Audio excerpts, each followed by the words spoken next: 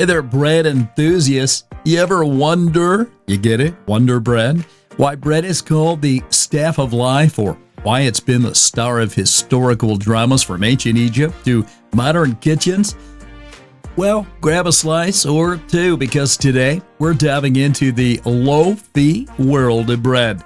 From its ancient origins to the great debate between whole wheat and white, we're uncovering the secrets of this humble yet mighty food. Is whole wheat the upper crust of nutrition, or does white bread deserve a slice of respect? Stick around for some unbelievable stories. And don't forget to like, subscribe, and hit that bell icon so you never miss a crumb from our Bizarre Foods and Faded Treasures channel.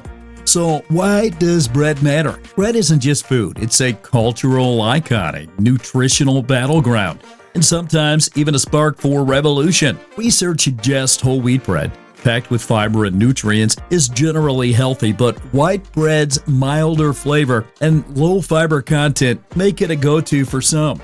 Beyond wheat, healthier breads like rye, sourdough, and teff are rising in popularity. From ancient flatbreads to artisanal loaves, bread's story is one of innovation, tradition, and global love. Let's knead into the details. So here's the big question: whole wheat versus white. Whole wheat bread, using the entire kernel, is likely the nutritional winner, with studies like Dr. Dennis Burkett's 1979 work showing fiber reduces risks of cancer, diabetes, and heart disease, from the National Library of Medicine, 1979. Now, white bread, stripped of bran and germ, loses much of the nutritional value, even with fortification. However, it's easy around the stomach for conditions like IBS. Now, the choice depends on your needs, but whole wheat's health benefits give it an edge for most. Beyond wheat, what are some healthier options? Well, that's a great question. If you're looking to mix things up, breads like rye, known to lower cholesterol, sourdough, it stabilizes blood sugar, and spelt, high in protein, even buckwheat, gluten-free, heart-healthy, amaranath, known to immune boosting, oat and barley, heart-healthy, beta-glucans, and teff, digestion-friendly, offer unique benefits. These brands, available globally, cater to diverse diets and tastes, making them grain-D alternatives to traditional wheat. So here's the epic tale of bread, a crusty chronicle. So from the ancient beginnings, the dawn of dough, bread's story is older than a stale bagel. Stretching back over 14,000 years, archaeologists in Jordan found a 14,500-year-old flatbread made from wild grains, proving humans were baking before they even settled down to farm. In the Fertile Crescent, early humans ground wheat into dense, nutrient-rich flatbreads that powdered ancient diets. From 3000 BCE, ancient Egyptians mastered fermentation, creating fluffy, leavened bread that was the yeast of their worries. They also sifted out bran and germ to make white bread, a luxury for pharaohs, while commoners munched on whole wheat bread or barley. Here's a fun fact: bread was so vital in Egypt that it doubled as currency, and they even placed loaves in tombs for the afterlife. Talk about crusty retirement plans.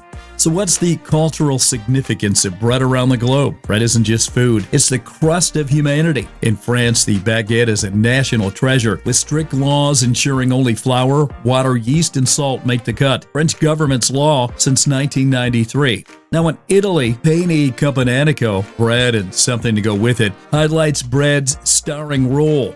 The Middle East loves pita, perfect for scooping hummus, while Ethiopians' injera, spongy teff flatbread, doubles as a plate and utensil. In India, chapati, possibly inspired by ancient Egyptian flatbreads, finds families over curry. The word companion comes from corn, with an panis, bread, meaning one who shares bread. From the Slavic tradition of offering bread and salt to guests to the Christian Eucharist, where bread symbolizes the body of Christ, baking bread is a universal sign. It's a symbol of community and hospitality. Here's some historical moments in bread's wild past. Bread has kneaded its way into some unbelievable historic moments. See what I just did there? In 1789, soaring bread prices fueled the French Revolution, with angry Parisians storming bakeries, talking about a yeasty uprising The Great Fire of London in 1666 started in a bakery on Pudding Lane, turning the city into a toasty inferno. 1943, the U.S. briefly banned pre-sliced bread to save wartime resources, leaving housewives to slice their own loaves. Short-lived but crusty policy. In 2006, Portugal baked the world's longest loaf, stretching 1.2 kilometers, enough for a sandwich army, taken from the Guinness Book of World Records 2006. Oh, in the phrase baker's dozen, 13 items comes from medieval bakers adding an extra loaf to avoid fines for shortchanging customers. That's going the extra loaf for sure. Science of bread making. Now, the magic of bread lies in its transformation from humble ingredients to a fluffy masterpiece. Yeast, tiny fungus, ferment sugar in the dough, producing carbon dioxide that gets trapped in the gluten network, making the bread rise to the occasion. Sourdough uses a natural starter for its tangy kick, while quick breads like banana bread rely on baking powder or a speedy lift. Gluten, formed by kneading, gives bread its structure. Overdo it, and your loaf's tougher than a stale crust. In ancient Greece, bakers produced over 80 types of bread by 2500 BCE, showing just how delightful this craft can be for centuries. Let's take a look at the nutritional showdown.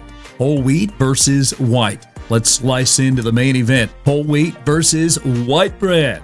Whole wheat, using the entire kernel, bran, germ, endosperm, is a nutritional baker's dozen, rich in fiber, magnesium, calcium, and even B vitamins. Dr. Dennis Burkett's 1979 book linked high-fiber diets to lower risks of cancer, diabetes, and heart disease. White bread, made from just the endosperm, loses much of its nutritional value, even with fortification since the 1940s to address nutrient deficiencies in World War II recruits. However, white bread's lower fiber content suits some, like those with IBS. Research leans towards whole wheat as the healthier choice for most, but that is a one-size-fits-all loaf. Here's some healthier alternatives beyond wheat bread. Beyond whole wheat, healthier breads are stealing the crumb of the show. Rye bread, a northern European favorite, lowers cholesterol with its soluble fiber. Sourdough, fermented for easier digestion, helps stabilize blood sugar. Spelled an ancient grain, offers high protein and gentler digestion. Buckwheat, gluten-free, supports heart health, while amaranth, packed with amino acids, boosts immunity. Oat and barley breads, rich in beta-glucans and heart-healthy, and teff, used in Ethiopia injera, aids digestion with high mineral content. These breads, found in markets from New York to Tokyo, cater to diverse diets and tastes. Bread's not just for eating. It's a star in art and literature. In Dutch still life paintings, bread often symbolize the Eucharist or life's simplicity, stealing the spotlight. Charles Dickens' Oliver Twist, a crust, was a luxury for the poor, highlighting bread's role in social commentary. Even today, bread inspires Instagram-worthy sourdough posts and novels about bakers finding love over a hot oven. Before rubber erasers, people used moistened bread to erase pencil marks. A crusty solution for sure. Bread's having a yeasty comeback. Artisanal bakeries are rising with traditional techniques like long fermentation for complex flavors. COVID-19 pandemic turned homes into bakeries, sourdough starters trending like TikTok dances. Gluten-free breads like buckwheat and amaranth cater to dietary needs, while ancient grains like spelt and teff make a grain D return. The Chorleywood process, developed in 1961, revolutionized mass production but sacrificed taste and nutrition, pushing many toward artisanal options. Napoleon even named a rye bread, which became pain de ménage. Talk about a horse-powered loaf. Bread's got some delightful records. Sandwich, named after John Montagu, the 4th Earl of Sandwich, who ate meat between bread to keep gambling without greasy fingers. In medieval France, bakers were powerful credit brokers, loaning out bread as currency. And in ancient Rome, free bread was distributed to prevent riots, a tactic called bread in circuses by poet Juvenal. Bread's been keeping the peace and breaking records for centuries. So which loaf takes the cake? Whole wheat's nutritional edge makes it a healthy hero, but white bread's nostalgic charm and lower fiber content have their fans.